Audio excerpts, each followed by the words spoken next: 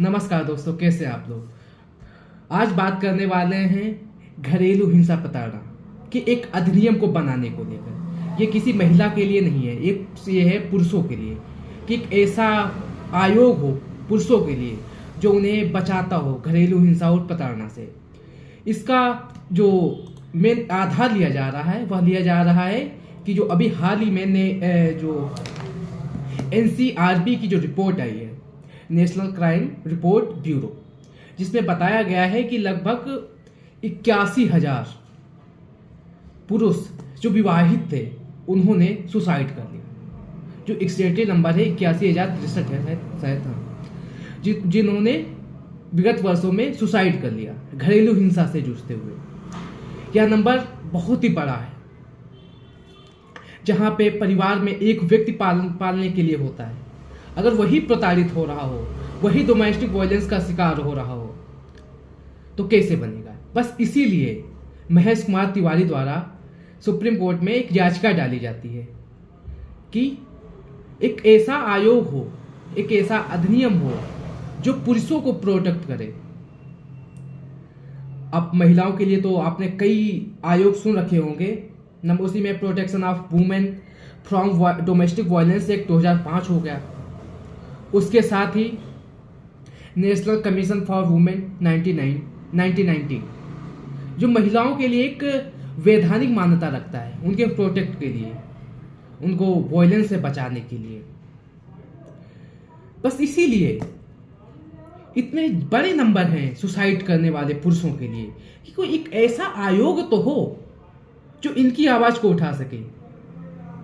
आज भी हम अपने मेट्रो सिटीज में देखते हैं, हर एक व्यक्ति परेशान नजर आ रहा होता है। इसके पीछे कोई पारिवारिक कलह हो सकती है या और भी प्रॉब्लम हो सकती है, उसे भी नकारा नहीं जा सकता। लेकिन जो इतना बड़ा नंबर है सुसाइड करने वालों का, उसके लिए तो न्यायालय में विचारणीय प्रश्न तो बनता ही है। अगर बात की जाए 2021 में लगभग 37% पारिवारिक पुरुषों ने सुसाइड किया। उसमें से 4.8% ने शादी से परेशान होकर सुसाइड कर लिया। यह नंबर बहुत बड़ा होता है। क्या कोई एक ऐसा कानून भारत के आईपीसी में है, संविधान में है, जिसमें पुरुषों के अधिकारों की बात की गई है? यहाँ पे कुछ आधार है। नंबर 1, इसमें आप तलाक ले सकते हैं क्रुएल्टी के आधार पर। अगर पत्नी के परिवारजनों द्वारा उसे प्रताड़ित किया जा रहा है तब उसके लिए कुछ अधिकार है 506 आईपीसी में। साथ ही या तो पत्नी के द्वारा कुछ ऐसी धमकियां दी जा रही हों, उसके लिए अधिकार है। इसके अलावा पुरुषों के प्रोटेक्ट के लिए, कैसे उन्हें प्रोटेक्ट किया जा सके, उसके लिए अधिकार ढूंढना काफी मुश्किल है। क्या सिर्फ भारत में ही है? क्या अन्य राष्ट्रों में भी एक ऐसे ही सिर्फ महिलाओं के हित के लिए कानून बने?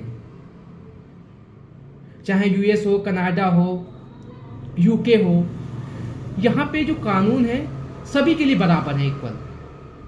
अगर पुरुष के द्वारा महिला को प्रताड़ित किया जा रहा है तो महिला केस कर सकती है। अगर महिला के द्वारा पुरुष को प्रताड़ित किया जा रहा है तो पुरुष केस कर सकता है।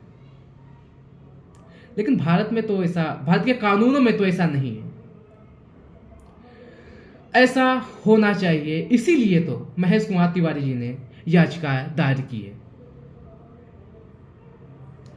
अगर बात की जाए 497 की आईपीसी में, जिसमें बताया गया है कि यदि कोई महिला शादीशुदा है, उसके बाद भी अगर किसी भी अन्य व्यक्ति के साथ, अन्य पुरुष के साथ फिजिकल रखती है तो इसके लिए वह बिल्कुल दोषी नहीं है, क्योंकि आर्टिकल 21 जो उसको अधिकार देता है दैहिक स्वतंत्रता की, जिससे वो हो, ये इस अधिकार के लिए या उसको यह अधिकार प्राप्त है कि वह अपनी इच्छा से किसी के साथ भी कुछ भी कर सकती है, फिजिकल हो सकती है।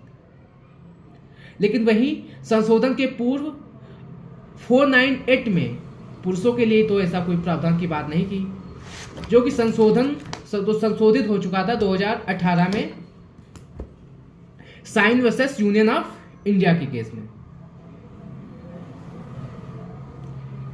उसके बाद से 498 में भी महिलाओं के समान पुरुषों के लिए भी अधिकार प्राप्त है। लेकिन क्या वास्तव में इन सभी समस्याओं के पीछे कोई वुमेन ही जिम्मेदार है, महिला ही जिम्मेदार?